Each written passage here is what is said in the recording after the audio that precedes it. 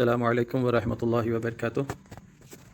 پیارے محترم بھائیوں، رات دن میں جو 5 ٹائم کی جو نماز ہے، اسی نمازوں میں کتنی رکعت سنت مؤکدہ ہے، اس کو سمجھنے سے پہلے آئیے ایک حدیث کو پڑھ لیتے ہیں۔ بسم اللہ الرحمن الرحیم۔ جو جامع ترمذی حدیث نمبر 415 نمبر کی حدیث ہے، اس میں ام المومنین ام حبیبہ رضی اللہ تعالی عنہا فرماتی ہے کہ رسول اللہ صلی اللہ علیہ وسلم نے فرمایا، جو شخص رات اور دن میں 12 رکعات سنت پڑھے گا، یعنی جو پورے دن میں 12 رکعات سنت پڑھے گا، اس کے لیے جنت میں ایک گھر بنایا جائے گا۔ یعنی یہ جو 12 رکعات سنت پڑھے گا، اللہ تعالیٰ اس کے لیے جنت میں ایک گھر بنائے گا۔ اب وہ 12 رکعات کون سی ہے؟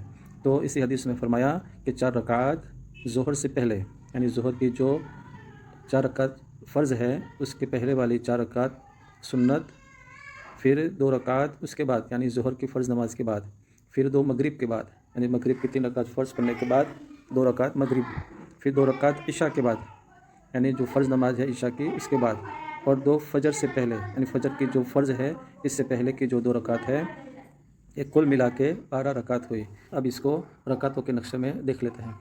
اسلامی تعلیم کھول لیتے ہیں۔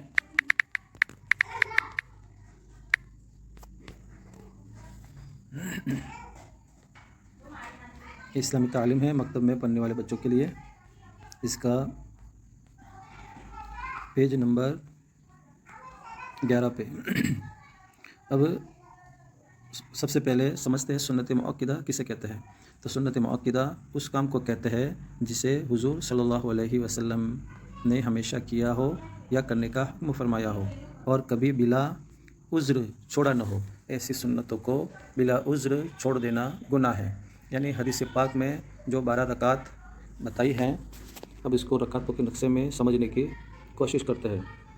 تو ہم اس سے پہلے تو حدیث پاک میں ہے کہ ظہر سے پہلے، یعنی جو یہ فرض رکعت ہے، یہ فرض رکعت ہے، اس سے پہلے ظہر کی یہ 4 رکعت سنت، پھر اس کے بعد 2 رکعت ظہر کے بعد، پھر اس کے بعد فرمایا کہ 3 رکعت مغرب کی جو فرض ہے اس کے بعد، یعنی مغرب کے بعد 2 رکعت بتایا، تو یہ مغرب کے بعد 2 رکعت ہے۔ اس کے بعد فرمایا کہ عشاء کے بعد 2 رکعت، یعنی جو یہ 4 رکعت عشاء کی ہیں، اس کے بعد والی جو 2 رکعت ہے وہ۔ اس کے بعد فرمایا کہ فجر سے پہلے، یعنی فجر کی جو فرض ہے اس سے پہلے فرض بولے تو ایک کل ملا کے 12 رکعت ہوئی، یعنی فجر کی 2، ظہر کی 6، کل ملا کے 8، پھر مغرب کی 2، 10، اور عشاء کی 2، یعنی یہ 12 رکعت ہے جس کو ہم سنت مؤکدہ کہتے ہیں۔ اگر کوئی بندہ یہ 12 رکعتیں پڑھ لیتا ہے اور اس کو جنت میں گھر مل جاتا ہے، تو اور ہمیں کیا چاہیے؟ اسی لیے پیارے مسلمان بھائیوں، اس 12 رکعتوں کی اہمیت سمجھیے اور اس کا معمول بنائیے۔